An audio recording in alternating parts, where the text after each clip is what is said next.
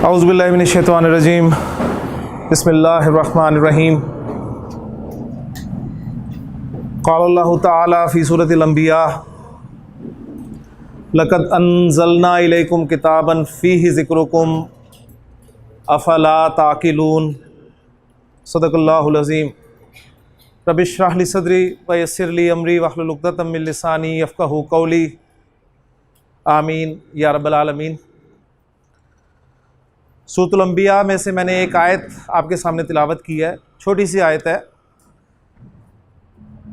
और अगर आप थोड़ा सा गौर करें तो इस आयत में भी वही लफ्ज़ ज़िक्र इस्तेमाल हुआ है जो कि कल हमने देखा था। सूरतुल कमर में अल्लाह ताला ने 4 मरतबा जिस आयत को दोहराया था उसमें भी ज़िक्र का लफ्ज़ था। और ज़िक्र के 2 माना मैंने आपके सामने बयान किए थे, एक ज़िक्र याद करना के माना में या ज़िक्र के माना में, और दूसरे नसीहत। तो आज भी इस आयत में हम इन दोनों माना को सामने रखकर इस आयत को समझने की कोशिश करते हैं। अल्लाह ताला ने इरशाद फरमाया कि लक़द अंज़लना इलैकुम किताबन, यकीनन हमने तुम्हारी तरफ एक ऐसी किताब नाजिल की है, फ़ीहि ज़िक्रुकुम, जिसमें तुम्हारा ज़िक्र है। अगर ज़िक्र के माना ज़िक्र ही लिए जाएं तो इससे हमें पता चलता है कि कुरान मजीद में मेरा, आपका, हम सबका ज़िक्र है। इतनी मरतबा हमने कुरान मजीद मुकम्मल किया, लेकिन कभी भी हमें महसूस हुआ, हमें पता चला कि ये मेरा ज़िक्र हुआ है? कभी नहीं। उसकी सबसे बड़ी वजह तो यही कि जिसके लिए हम यहाँ पर जमा हुए हैं कि ज़ुबान, जो कुरान की ज़ुबान है, उससे हम ना वाकिफ़ हैं और हमें बिल्कुल वो ज़ुबान नहीं आती। लिहाजा हमें पता ही नहीं चलता, हमारी बात हो रही होती है, हमारा ज़िक्र हो रहा होता है कुरान में, और हम उससे ऐसे गुज़र जाते हैं जैसे हमारा ज़िक्र ही नहीं है।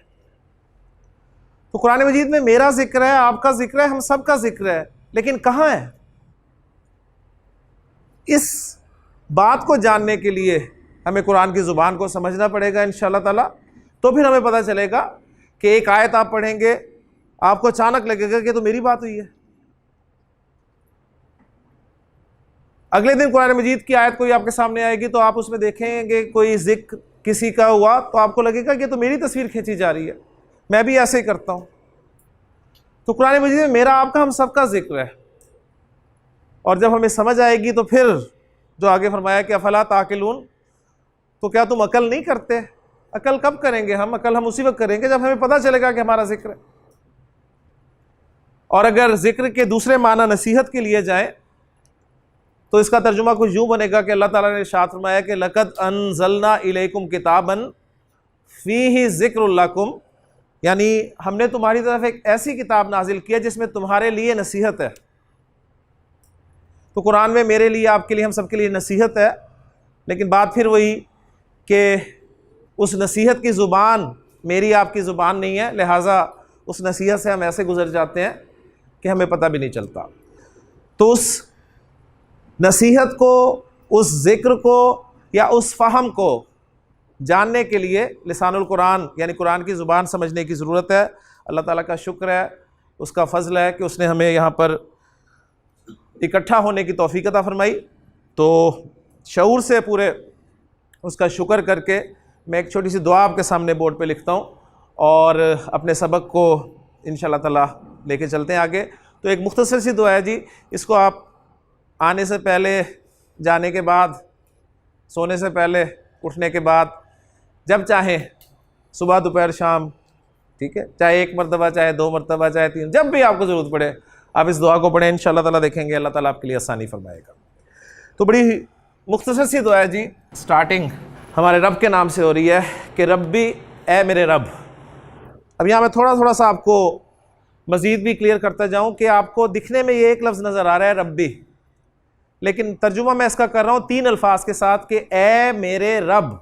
3 अल्फाज, ना इसमें आपको ए नज़र आ रहा है, ना कोई मेरा कुछ नज़र आ रहा है, सिर्फ रब्बी नज़र आ रहा है।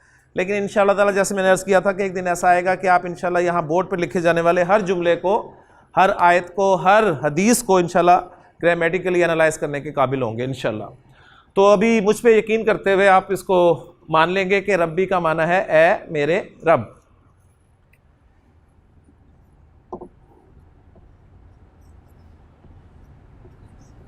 यस्सिर, तू आसानी फरमा।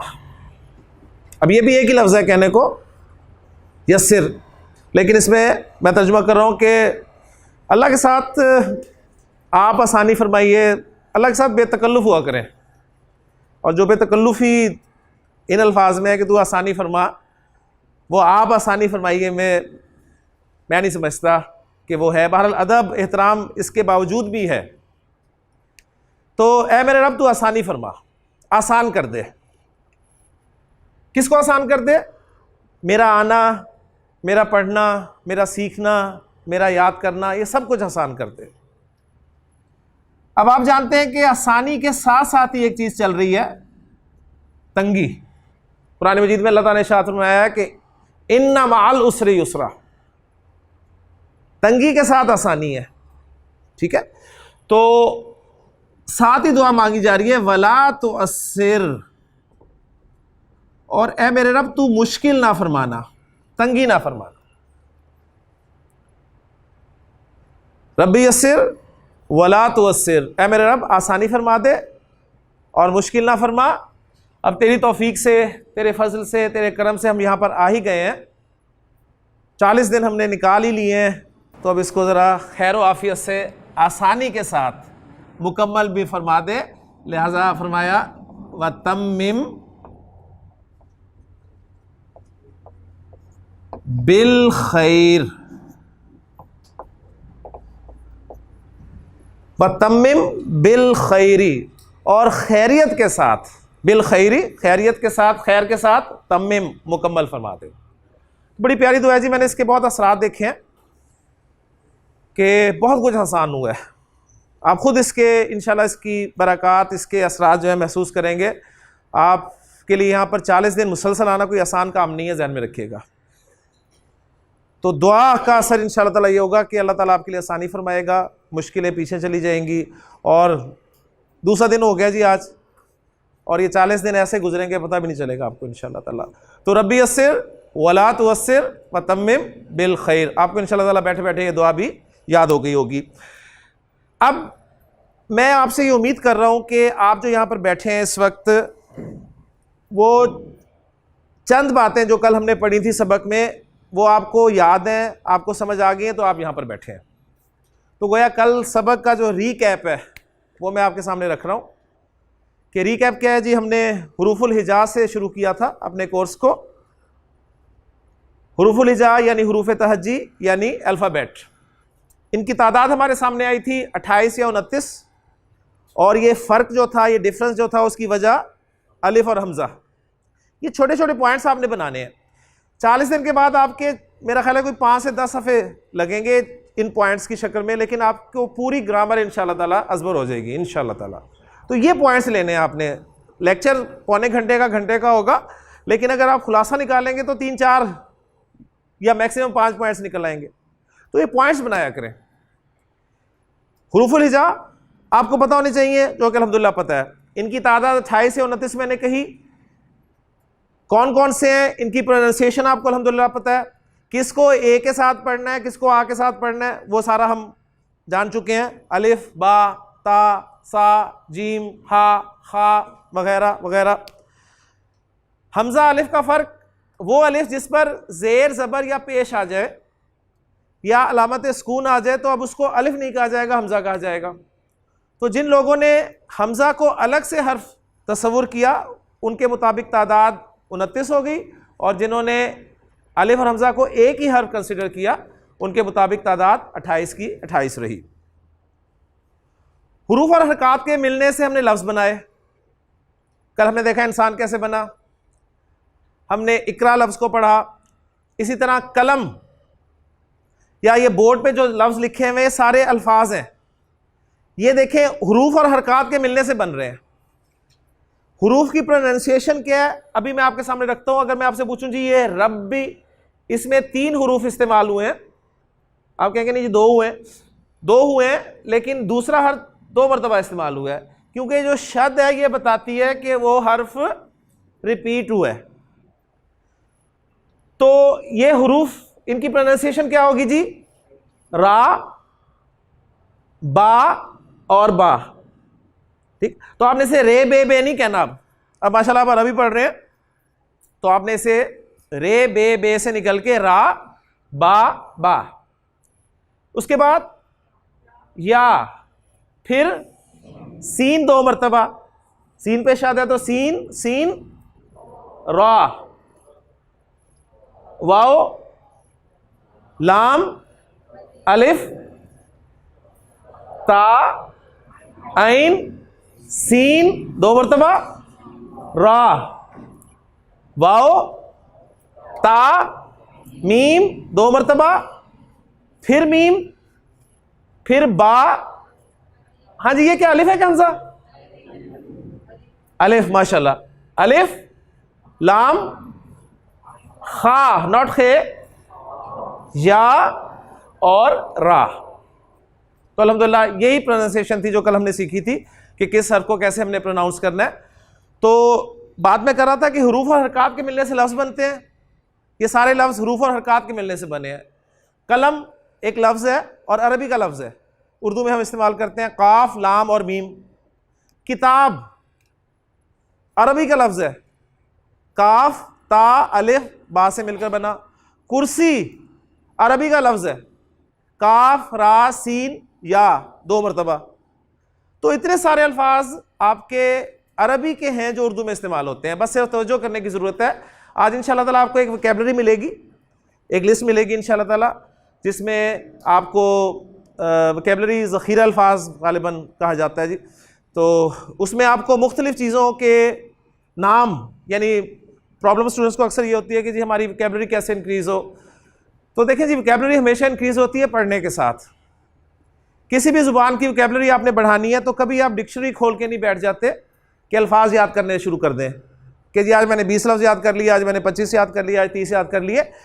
आप ज़ुबान समझते हैं और उसके बाद जब इस्तेमाल में लाते हैं उस ज़ुबान को तो अल्फाज की ज़रूरत पड़ती है और वो अल्फाज आप याद करते रहते हैं। एक दफ़ा जिस लफ्ज़ का आपको पता चल जाता है वो आपको याद हो जाता है। तो वो कुछ अल्फाज जो ज़रूरत वाले हमारे इस सबक में, आपके लिए इस कोर्स में या इन असबाक में इस्तेमाल होंगे इंशाअल्लाह ताला, वो बार बार आएंगे। तो वो मैंने लिस्ट एक तैयार करवा दी है, तो इंशाअल्लाह ताला उसे आप सामने रखेंगे, वोकैबुलरी आपके सामने वहाँ से आ जाएगी इंशाअल्लाह। मेन जैसे मैंने अर्ज़ किया था कि हमारी कंसेप्चुअल क्लास है, इसमें हमने अपने कॉन्सेप्ट्स क्लियर करने हैं। कॉन्सेप्ट हमारा क्लियर होगा, वोकैबुलरी आपको मिलेगी, तो इंशाअल्लाह ताला आप खुद ही जुमले भी बनाएंगे, अल्फाज को समझेंगे भी इंशाअल्लाह ताला। आज मज़ीद जो आगे अब अगला सबक, ठीक है, वो रिकैप हो गया। यहाँ तक हमने बात की थी हुरूफ हरकात के मिलने से लफ्ज़ बन गया, और लफ्ज़ की हमने 2 किस्में देखी थी। कौन कौन सी? बामाना और बेमाना। बामाना हमने कहा था जी कलिमा, और बेमाना को हमने कहा ही कुछ नहीं था क्योंकि हमारा स्कोप नहीं है, वो फोकस नहीं है हमारा। तो बेमाना को क्या कहते हैं अपने जहन पे बोझ देने की ज़रूरत नहीं है, हमने बामाना लफ्ज़ को सामने रखना है क्योंकि कुरान मजीद में हर इस्तेमाल होने वाला लफ्ज़ जो है वो बामाना है। लफ्ज़ की यानी कलिमा की, बामाना लफ्ज़ कलिमा, उसकी 3 अक़साम हमारे सामने आई थी। वो ज़रा मैं दोबारा आपके सामने लिखना चाहूँगा क्योंकि इससे आगे हमारा आज सबक शुरू होगा। वो थी जी इस्म, फेल और हर्फ। इस्म, फेल और हर्फ, ये 3 अक़साम थी बामाना अल्फाज की। तो कुरान मजीद में जो भी लफ्ज़ इस्तेमाल हुआ है वो या तो इस्म होगा ग्रामेटिकली, या फेल होगा, या फिर हर्फ होगा। इससे बाहर की कोई चीज़ नहीं होगा। इन 3 को हमने समझना है। इन 3 को समझने के बाद हम इंशाअल्लाह इस काबिल हो जाएंगे कि कुरान मजीद हमें समझ में आने लग जाएगा इंशाअल्लाह ताला। तरीक़ाकार हमारा सीखी हुई ज़ुबान की मदद से नई ज़ुबान के रूल्स, ये तरीका हमने इख्तियार किया हुआ है। तो जब भी किसी ज़ुबान के रूल्स, कवायद मुरतब किए जाते हैं तो होता यह है कि कुछ गैर ज़ुबान वाले लोग, जिनकी अपनी ज़ुबान वो ज़ुबान नहीं होती, वो लोग बैठते हैं, सर जोड़कर बैठते हैं और उस ज़ुबान में इस्तेमाल होने वाले तमाम बामाना अल्फाज को इकट्ठा कर लेते हैं। सारे बामाना अल्फाज इकट्ठे कर लिए। इकट्ठा करने के बाद उनको तकसीम कर दिया जाता है मुख्तलिफ ग्रुप्स में। ठीक हो गया। एक टाइप के अल्फाज एक ग्रुप में डाल दिए, एक टाइप के दूसरे ग्रुप में, एक टाइप के तीसरे ग्रुप में, एक टाइप के चौथे ग्रुप में, तो मुख्तलिफ ग्रुप्स बना लेते हैं अल्फाज के। जब अंग्रेजी के रूल्स बने तो अंग्रेजी के रूल्स बनाने वालों ने अंग्रेजी के बामाना अल्फाज को 8 ग्रुप्स में तकसीम किया। कुछ ने कहा कि 9 है, लेकिन बहरहाल 8 पे इत्तेफाक है उनका भी। उन्होंने कहा जी 8 ग्रुप्स हैं जिन्हें पार्ट्स ऑफ स्पीच का नाम दिया गया। ठीक, अब चूंकि सीखी जुबान, तो मैंने जैसा अर्ज किया था मजबूरी है हमारी, उर्दू अंग्रेजी हमें साथ लगानी पड़ेगी, तब आपको अरबी समझ में आएगी इंशाअल्लाह ताला। तो जो पार्ट्स ऑफ स्पीच हैं वो 8 है। उर्दू, फारसी और अरबी, इन 3 जुबानों के रूल्स कवायद मुरत्तब करने वालों ने बामाना अल्फाज को 3 ग्रुप्स में डिवाइड कर दिया। तो पहला फर्क ये आया अंग्रेजी के साथ आपका, अंग्रेजी में अल्फाज जो थे वो 8 ग्रुप्स में तकसीम हो गए। उर्दू, फारसी और अरबी 3 जुबानों में 3 ग्रुप्स बन गए। वो 3 ग्रुप्स तीनों जुबानों में कौन से थे? वो ये थे, उर्दू में भी इस्म होता है, फेल होता है, हर्फ होता है। फारसी में भी इस्म होता है, फेल होता है, हर्फ होता है। अरबी में भी इस्म है, फेल है और हर्फ है। अब सवाल ये पैदा होता है कि जो अंग्रेजी में आपके 8 पार्ट्स ऑफ स्पीच हैं, 3 तो समझ में आ गए, वो बाकी कहां जाएंगे 5? तो जाहिर बात है वो 5 जो है वो इन्हीं में कहीं ना कहीं घुसे हुए होंगे। तो इसी बहाने टॉपिक मेरा ऐसा अंग्रेजी पार्ट्स ऑफ स्पीच नहीं है, लेकिन मैं सिर्फ आपकी दिलचस्पी के लिए अर्ज करता चलूं कि इसमें अंग्रेजी के, क्योंकि अंग्रेजी हमें बड़ा शौक है और बचपन से पढ़ रहे हैं, तो हमें पता है कि जी क्या क्या चीज़ें हैं। तो अंग्रेजी के जो पार्ट्स ऑफ स्पीच हैं वो 8 में इन 3 में फिट करता हूं। तो ये भी इंशाल्लाह ताला आपके लिए एक मालूमाती बात होगी इंशाल्लाह ताला। तो इसमें अंग्रेजी के पार्ट्स ऑफ स्पीच में सबसे पहले आता है जी नाउन।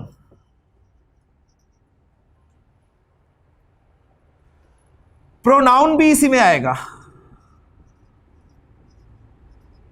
अब माशाल्लाह नाउन का आपको पता है, प्रोनाउन का आपको पता है। नाउन क्या होता है जी? किसी शख्स, किसी चीज, ठीक है, name of anything. Pronoun is a word which is used in place of a noun. आप नाउन के लिए, नाउन की जगह पर जो लफ्ज इस्तेमाल करते हैं उसे प्रोनाउन कहते हैं। ठीक है, ही, शी, इट जैसे एग्जांपल्स हैं इसकी। फिर नाउन, प्रोनाउन भी इसमें आ गया। उसके बाद जो आपका वर्ब है वो आपका फेल ही है। एडजेक्टिव्स,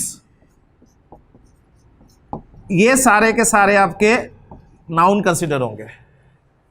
एडजेक्टिव भी नाउन में चला गया। एडजेक्टिव सिफत को कहते हैं। ठीक है, इसमें सिफत, उर्दू में देखें तो आपके साथ इसम लगा होता है, साथ इसमें सिफत, तो एडजेक्टिव भी इसमें आ जाएगा। एडवर्ब्स भी इसमें आएगा।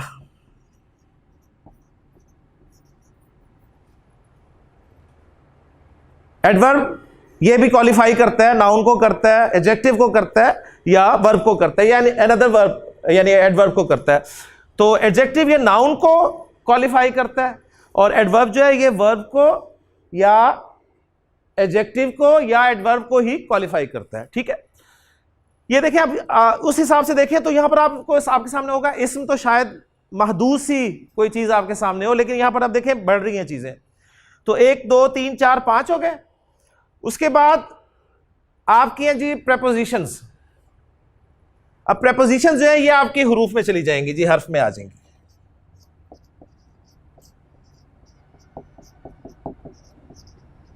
प्रेपोजिशन हर्फ में चलेगी। उसके बाद कंजंक्शन, एंड, और जैसे अल्फाज, ठीक, ये भी आपके हर्फ में आ जाएंगे।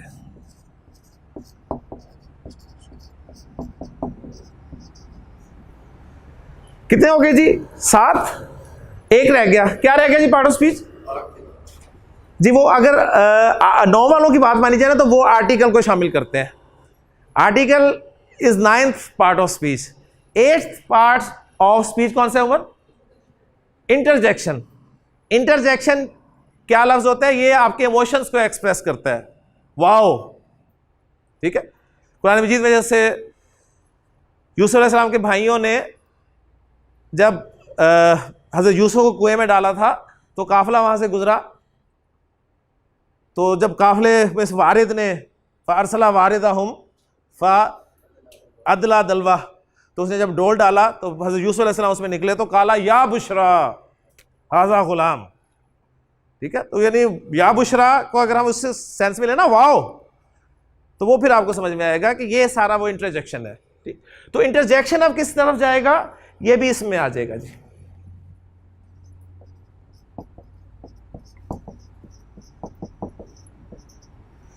तो अब आपके 3 तो 5 6 7 8 पार्ट्स ऑफ स्पीच जो है वो इस्म फेल और हर्फ में तकसीम हो गए। आर्टिकल को भी शामिल कर लें अगर, तो आर्टिकल आपका इंडेफिनेट और डेफिनेट आर्टिकल्स ए और दी जिन्हें हम बोलते हैं, तो एक्चुअली उनके लिए कोई अरबी में अलग से लफ्ज़ नहीं है। वो मफहूम कैसे पैदा होगा, दी का मफहूम कैसे पैदा होगा, ए का या एन का मफहूम कैसे पैदा होगा, ये इंशाअल्लाह ताला हम देखेंगे अरबी में।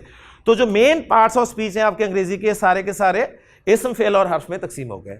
अब बाकायदा इनकी अगर मैं आपको इस्तिलाही तारीफ़ें बताऊं जी, इस्म कहते हैं, अगर इस्म की जो इस्तिलाही तारीफ़ हमारी ग्रामर की किताबों में लिखी अगर मैं बताऊं तो आप में से आधे तो अभी उठ जाएंगे। फेल की इस्तिलाही तारीफ़ आपके सामने रखूं, हर्फ की इस्तिलाही तारीफ़ रखूं, तो हो सकता है कल मैं और असद यहाँ पर बैठे हों। तो बिल्कुल आसान लेवल पे हमने चलना है। टर्मिनोलॉजीज़ जहाँ नागुज़ीर हैं वहाँ हम इस्तेमाल करेंगे। इस्म फेल हर्फ मुझे इस्तेमाल करना ही पड़ेगा, ठीक है, लेकिन इसकी हम इस्तिलाही तारीफ़ात में नहीं जाएंगे, डेफिनेशंस जो हैं उसमें नहीं जाएंगे। बस सिंपली आप समझ लें कि इस्म है क्या, ये किसी शख्स, किसी चीज़, किसी जगह के नाम को कहते हैं। इसी में प्रोनाउंस आ जाएंगे, इसी में सिफात आ जाएंगी, इसी में एडवर्ब्स आ जाएंगे, इसी में इंटरजेक्शंस आ जाएंगे। वर्ब एक ही है, फेल किसी काम का करना या होना। वो बचपन की जो याद है तारीफ, ऐसा लफ्ज़ जिसमें किसी काम का करना, होना या सहना पाया जाए, वो अल्हम्दुलिल्लाह याद है, अभी तक भूली नहीं होगी, वो फेल होता है। और हर्फ कलमा है, प्रेपोजिशंस आएंगी, इसमें कंजंक्शंस आएंगे, ठीक है। अरबी में ज़रा मज़ीद इसमें आप देखेंगे वुसअत है। अरबी एक बड़ी वसी और बलीग ज़ुबान है, तो दूसरी कोई भी ज़ुबान अरबी ज़ुबान का मुकाबला नहीं कर सकती। लेकिन जाहिर बात है जिन चीज़ों से हम वाकिफ़ हैं तो उनको सामने रख कर हम इंशाअल्लाह ताला अरबी ज़ुबान को समझने की कोशिश करेंगे। इस्म से हम बाकायदा स्टार्ट लेंगे जी। अब मैंने जैसे अर्ज़ किया कि इन 3 चीज़ों को हम समझ लें तो अरबी हमारी समझ में आ जाएगी। इस्म को हम स्टार्ट करेंगे। इस्म ये मैंने अब जुमलों में इस्तेमाल करना है, तो जुमले में या किसी कंस्ट्रक्शन में इस्तेमाल करने के लिए इस्म के हवाले से मुझे 4 बातें अच्छी तरह पता होंगी तो मैं इस्म को सही तरीके से इस्तेमाल कर सकूंगा, वरना मेरे लिए इस्म को सही तरह से इस्तेमाल करना मुश्किल ही नहीं बल्कि नामुमकिन हो जाएगा। तो इस्म से हम स्टार्ट ले रहे हैं और इस्म के बारे में 4 बातें क्या हैं जो कि हमने सीखनी है पहले, और ये 4 बातें सीखने के बाद इंशाल्लाह यहाँ पर हम अरबी ज़ुबान में अपना पहला जुमला बनाएंगे। और जब जुमला बन जाएगा एक, तो फिर कुरान की आयत आपके सामने आएगी, क्योंकि वो भी एक जुमले की शक्ल में है। नबी करीम सल्लल्लाहु अलैहि वसल्लम की एक हदीस आपके सामने आएगी, वो भी जुमले की शक्ल में है। तो फिर इंशाल्लाह आपके सामने अरबी खुल जाएगी। तो लेकिन सबसे पहले हम इस्म की 4 बातें कौन कौन सी हैं जो हमने समझनी है वो मैं बोर्ड पे लिख रहा हूँ जी। पहली चीज़ जो इस्म के बारे में मैंने समझनी है अच्छे तरीके से, वो है इस्म की जिन्स।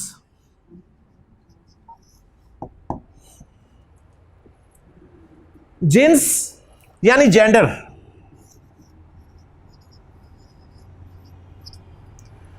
जेंडर यानी इस्म का मुज़क्कर या मोन्नस होना। उर्दू में जब तक मुझे पता ही नहीं है कि कलम मुज़क्कर है या मोन्नस, अगर मैं आपसे सवाल करूं जी, कलम मुज़क्कर है कि मोन्नस, आप सोच रहे हैं कलम को क्या कहें, मुज़क्कर कहें मोन्नस कहें? तो ये ना मुज़क्कर है ना मोन्नस है। कलम ना मुज़क्कर है ना मोन्नस है, लेकिन इसका इस्तेमाल मुझे या मुज़क्कर करना पड़ेगा या मोन्नस करना पड़ेगा। ठीक है, आप सब मुज़क्कर हैं, ये सब मोन्नस है, बात समझ में आती है। कुर्सी मुज़क्कर है कि मोन्नस? ना मुज़क्कर है ना मोन्नस, लेकिन कुर्सी का इस्तेमाल या तो मुज़क्कर तौर पे करना पड़ेगा या मोन्नस के तौर पे करना पड़ेगा। तो जब मुझे पता ही नहीं कि कलम उर्दू में मैं मुज़क्कर इस्तेमाल करता हूं, तो मैं कलम को जुमले में कैसे इस्तेमाल करूंगा? बेशक जानदार नहीं है, लेकिन इस्तेमाल तो मुज़क्कर मोन्नस के तौर पे है कि नहीं है? कुर्सी आपकी मोन्नस है ना? नहीं, क्या है, क्या इसे जिन्स के एतबार से हम क्या इस्तेमाल करते हैं? मोनस करते हैं ना, तो जानदार नहीं है। हालांकि मुज़क्कर क्यों नहीं करते? मेरा कुर्सी क्यों नहीं कहते? मेरा कुर्सी क्यों, मेरी बात का जवाब दे, मेरा कुर्सी आप क्यों नहीं कहते? बात वही है ना, आपने कुर्सी को मोनस बोलते सुना, आपकी जुबान है, ठीक है, लेकिन कुछ ना कुछ तो इस्तेमाल करना ही पड़ेगा ना। तो अरबी में मैंने कलम को मुज़क्कर इस्तेमाल करना है या मोनस इस्तेमाल करना है, ये मुझे जेंडर टॉपिक बताएगा। कुर्सी को मैंने अरबी में मुज़क्कर इस्तेमाल करना है या मोनस इस्तेमाल करना है, ये मुझे जेंडर टॉपिक बताएगा। अंग्रेजी में ये टेंशन ही नहीं है कि कुर्सी मुज़क्कर है मोनस, वो माई चेयर ही होती है, चाहे आप कहें चाहे आप कहें, माई चेयर ही, ठीक है ना, ऐसी है ना। तो जिन्स हम इंशाल्लाह पढ़ेंगे, और हो सकता है कि आज ही पढ़ें इसको। ये पहला पहलू है जो हम कवर करेंगे इंशाल्लाह इसम के हवाले से। दूसरा पहलू, इसम की बारे में दूसरी बात जो मुझे अच्छी तरह पता होनी चाहिए, वो होगा इसम का अदद। अदद से मुराद इसम का नंबर है, और नंबर से मुराद इसम का वाहिद। ये लफ्ज क्या है जी? वाहिद। इसे पक्का करें, नॉट वाहद, ठीक है। वाहद जमा नहीं सीखने आए आप वाहिद जमा सीखने आए। वाहिद जमा, वाहिद जमा से आप उर्दू में वाकिफ हैं, सिंगुलर प्लूरल से आप अंग्रेजी में वाकिफ हैं। अरबी में वाहिद जमा तो है ही है, लेकिन साथ एक तीसरा अदद भी इस्तेमाल होता है जिसे मुसन्ना या तस्निया कहा जाता है।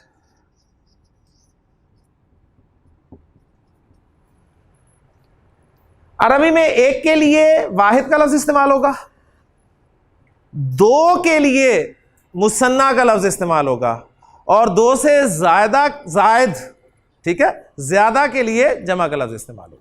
जबकि उर्दू और अंग्रेजी में एक के लिए वाहिद और दो या दो से ज्यादा के लिए जमा इस्तेमाल होता है। तो नई चीज जो आई है आपके लिए अरबी में, वो होगी जी मुसन्ना या तस्निया। एक्चुअली जो वर्ड होता है वो मुसन्ना कहलाता है। द एक्ट ऑफ मेकिंग मुसन्ना इज कॉल्ड तस्निया। तस्निया जो होता है वो असल में मुसन्ना बनाने के अमल को कहा जाता है।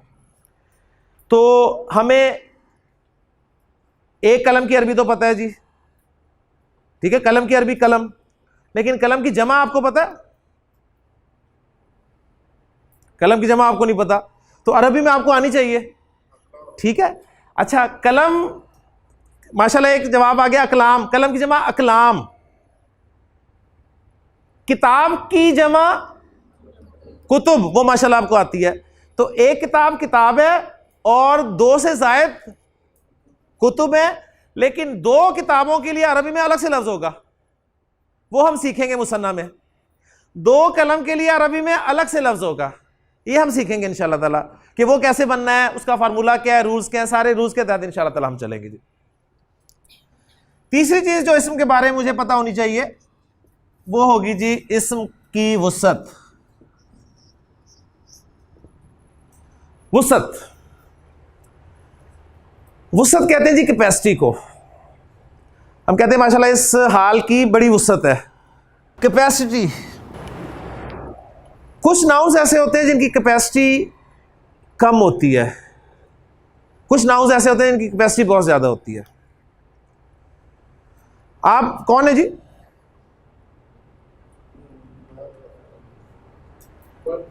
जी माशाल्लाह, ये फर्द है तालिब इल्म की हैसियत से इस क्लास में आए हैं। तालिब इल्म है ना, कह सकता हूँ जी, तालिब इल्म है, आप भी तालिब इल्म है, आप भी तालिब इल्म है, आप भी तालिब इल्म, जितने भी बैठे हैं सब के सब तालिब इल्म है। यहाँ पर ये तालिब हैं छोटी सी, उनके साथ तालिब हैं, उनके साथ तालिब हैं, उनके साथ तालिबा, सब तालिबात हैं। तो तालिब इल्म या तालिबा की वुसअत बहुत ज़्यादा है, लेकिन आप तालिबात में से आयशा अगर मैं पूछूं तो शायद कोई एक आधा हाथ खड़ा हो जाए। आप तालिब इल्मों से मैं पूछूं जी उसामा, कोई है? एक हाथ खड़ा हुआ। तो उसामा तालिब इल्म है, लेकिन हर तालिब इल्म उसामा नहीं है। ठीक है, मैं कहता हूं जी एक तालिब इल्म मुझे पानी पिला दे, तो मेरा ख्याल है, गुमान है मेरा, कि आप में से हर एक की ख्वाहिश होगी कि मैं पानी पिलाऊं। लेकिन जब मैं कहता हूं उसामा मुझे पानी पिला दे, तो उसामा ही उठेगा मेरा ख्याल, और कोई नहीं उठेगा। तो ये कैपेसिटी है इसम की। इसमें वुसअत के एतबार से इसम जो है या तो नकिरा होगा जी, या फिर वो होगा मारिफा। ये भी आप पढ़ते आए हैं, उर्दू ग्रामर में आपने नकरा मारिफा पढ़ा हुआ है। ठीक है, डेफिनेटली मारिफा नकरा हम उर्दू में पढ़ते आए हैं, कॉमन नाउन प्रॉपर नाउन अंग्रेजी में पढ़ते आए हैं। ठीक है, तो अरबी में कौन सा नाउन जो है वो नकरा कंसिडर किया जाएगा, कौन सा नाउन प्रॉपर कंसिडर किया जाएगा, ये इंशाअल्लाह ताला हम यहां पर सीखेंगे जी। ठीक, 3 चीजें हो गई जी। और चौथी चीज जो कि अरबी जुबान की सबसे अहम चीज है जो आप सीखेंगे, और मैं फिर कह रहा हूं कि आप सीखेंगे, लेकिन जब लिखूंगा तो आप कहेंगे हमें आती है। तो वो चौथी चीज क्या है जी, वो है इस्म का एराब।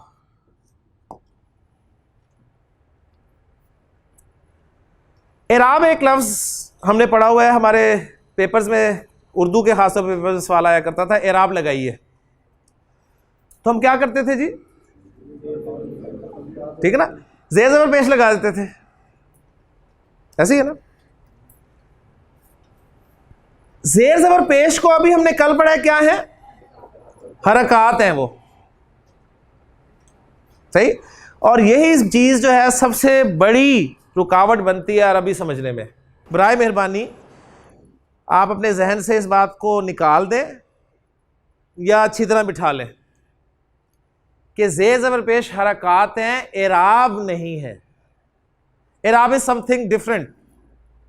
वो समथिंग डिफरेंट क्या है, वो है status of a noun. Noun का स्टेटस क्या है।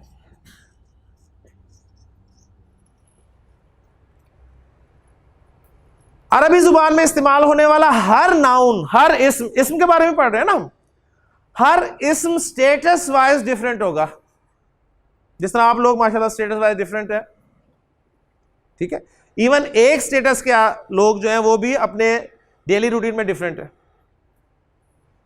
मुख्तलिफ हालतों में इस्तेमाल होता है नाउन इस्म अरबी जुबान में। आप सुबह एक हालत में होते हैं, जब सुबह सो के उठते हैं तो आपकी और हालत होती है, बिजनेस के लिए फैक्ट्री के लिए निकलते हैं तो और हालत हो जाती है आपकी, ठीक। और जब शाम को आते हैं तो और हालत होती है। तो आप हालतें बदलते रहते हैं अपनी, होते आप ही हैं, ठीक है। कभी आप बड़े ऊंची हालत में होते हैं, फ्रेश, और शाम को गड़े हुए होते हैं, थके हारे, होते आप ही हैं। और रात को फिर आप लेटी हुई हालत में होते हैं, ठीक है। तो अरबी जुबान में भी इस्म जो है वो 3 हालतें इख्तियार करेगा, और वो 3 हालतें हमें एराब बताएगा इस्म की, ठीक है। इस एतबार से जो आपने चीज समझनी है वो ये है कि अरबी जुबान में जैसे कि जिन्स के एतबार से इस्म या तो मुज़क्कर है या मुअन्नस है, अदद के एतबार से या वाहिद होगा या मुसन्ना होगा या जमा होगा, वुसअत के एतबार से या नकरा होगा या मारिफा होगा। तो एराब के एतबार से इस्म या तो मरफू होगा, हालत रफा में होगा, या फिर वो मंसूब होगा, हालत नसब में होगा, या फिर वो मजरूर होगा, हालत जर में होगा। तो इसमें इन 3 हालतों में से एक हालत में आपको कुरान मजीद में मिलेगा जी, या वो आपको मरफू मिल रहा होगा हालत रफा में, या वो मंसूब मिलेगा आपको हालत नसब में, या फिर वो मजरूर मिलेगा आपको हालत जर में। इसके अलावा इसम की चौथी कोई हालत नहीं होगी। अब वो हालत रफा में होगा तो कैसा दिखेगा, आप फ्रेश होते हैं तो कैसे दिखते हैं, जब वो हालत नसब में होगा तो कैसे दिखेगा, जब वो हालत जर में होगा तो कैसे दिखेगा, ये हम इंशाल्लाह पढ़ेंगे तफसील से एराब के टॉपिक में, ठीक। अब मुझे पता है कि आप जिन सदद वसत को भूले हुए, सब सारों की तवज्जो एराब पे गई है कि ये है क्या चीज़, लेकिन इंशाल्लाह ताला एक एक करके हम इसे तफसील से पढ़ेंगे। अभी तो जिन्स आपके सामने मैं शुरू करूंगा तो आपको पता चलेगा कि जिन्स में से भी बहुत सारी चीजें आपके लिए नहीं होंगी इंशाअल्लाह ताला। तो इस्म को हमने बाकायदा शुरू किया जी। इसमें क्या क्या चीजें आ रही हैं? नाउन आ रहा है, प्रोनाउन आ रहा है, एडजेक्टिव आ रहा है, एडवर्ब आ रहा है, इंटरजेक्शन आ रहा है। और उर्दू में हम ये कह सकते हैं कि इस्म किसी शख्स का नाम है, किसी चीज का नाम है, किसी जगह का नाम है, कोई सिफत है, किसी काम का नाम है। नाम जहां भी आ जाएगा वो इस्म की कैटेगरी में आ जाएगा। और इस्म को जुमले में या किसी कंस्ट्रक्शन में इस्तेमाल करने के लिए मुझे उसके बारे में 4 चीजें अच्छी तरह पता होनी चाहिए। उसकी जिन्स, कि ये मुज़क्कर है या मुअन्नस है। अगर रियल मुज़क्कर मुअन्नस नहीं है तो इसका इस्तेमाल मुज़क्कर है या मुअन्नस। अदद वाहिद के लिए तो कलम इस्तेमाल होता है, मुसन्ना के लिए क्या होता है, जमा के लिए क्या होता है, ये मुझे सीखना पड़ेगा। ये कलम इस्म जो है नकरा है कि मारफा है, ये मुझे जानना पड़ेगा। कलम किस हालत में इस्तेमाल करना है मैंने जुमले में, रफा में, नसब में, जर में। जब ये रफा में होगा तो कैसा होगा, नसब में होगा तो कैसा होगा, जर में होगा तो कैसा होगा, ये इंशाल्लाह हम इराब में पढ़ेंगे। यहीं पर हम आज इक्तिफा करते हैं। मेरा तो दिल करता है कि आपको आज ही मैं सारी अरबी पढ़ा दूं और जल्द अज जल्द आप कुरान मजीद की आयत या नबी वसल्लम की हदीस को जो है बोर्ड पे एनालाइज करने के काबिल हो जाएं। लेकिन ज़ाहिर बात है ये अभी अभी आप फ्रेश हैं तो आपका दिमाग भी माशाल्लाह काम कर रहा है, खाली भी है, थोड़ा सा खाली सेंस में कि स्टोरेज के हवाले से खाली है, उसमें डाटा स्टोर हो रहा है। सही है, अभी ज़रा वो ज़्यादा हो जाएगा तो फिर प्रॉब्लम हो सकती है। तो यहीं पर आज इत्तेफाक करते हैं। इंशाअल्लाह ताला कल हम जिन्स को शुरू करेंगे। आप इस काबिल होंगे कल कि आप खुद मुझे बताएंगे कि जी अरबी ज़ुबान में पंखा मुज़क्कर है कि मुअन्नस है। ठीक है, कमरा मुज़क्कर है या मुअन्नस है, ये कैमरा मुज़क्कर है या मुअन्नस है, ये बोर्ड मुज़क्कर है या मुअन्नस है। इवन कुरान मजीद में इस्तेमाल होने वाला हर लफ्ज़, हर इस्म, लफ्ज़ से मुराद इस्म, क्योंकि इस्म हमने शुरू किया, हर इस्म के बारे में आप जानकर उठेंगे कि ये मुज़क्कर इस्तेमाल होता है या मुअन्नस इस्तेमाल होता है। इंशाअल्लाह ताला ये मैं पूरे यकीन के साथ आपको कहता हूँ।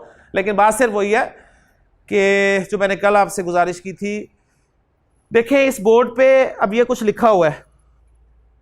अब इसी पे मैं जिन्स को लिखकर आपको जिन्स समझानी शुरू कर दूं तो मुझे बताएं आपको कुछ समझ आएगी?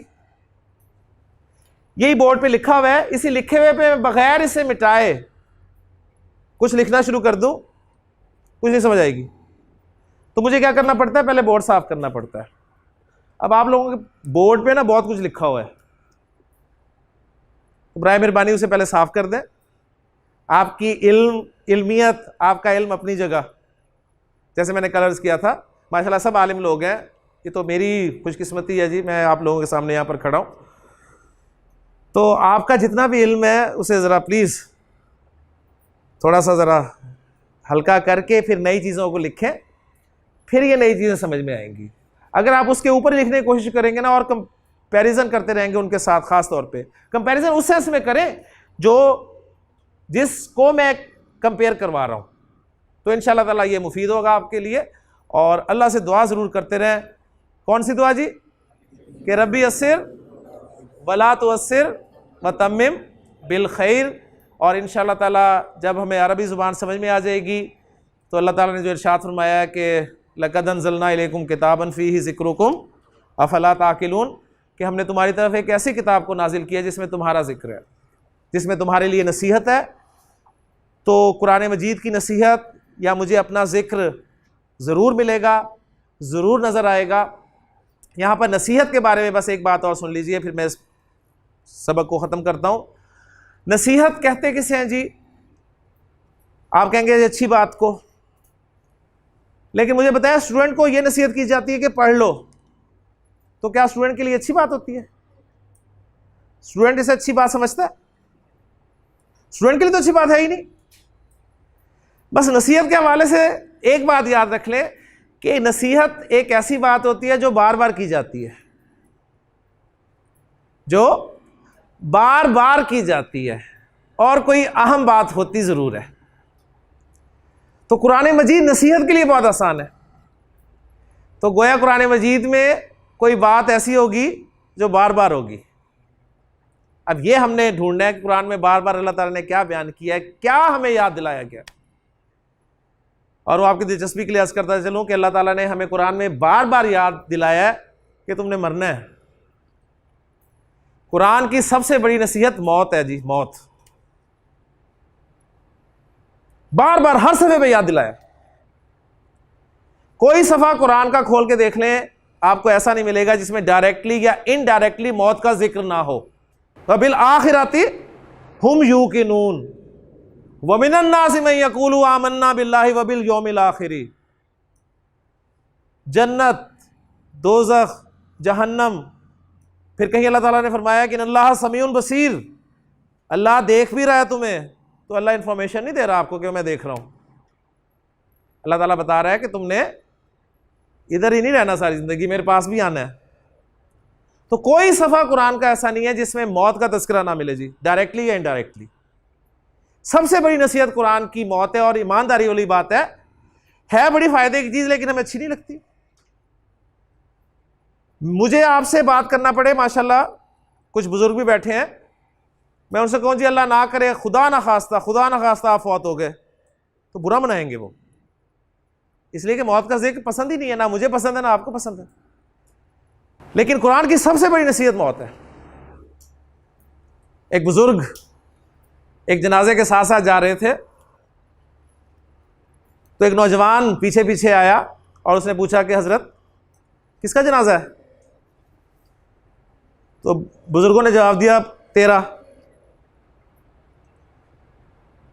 अब जरा नौजवान से पूछूं कि माशाल्लाह आपने क्या, आपके जज्बात होंगे। उन्होंने कहा बाबा जी सीधी जी गल पूछी सी, पुठे जवाब देता तो सीधे। उन्होंने कहा अच्छा बेटा अगर बुरा लगा है तो मेरा है।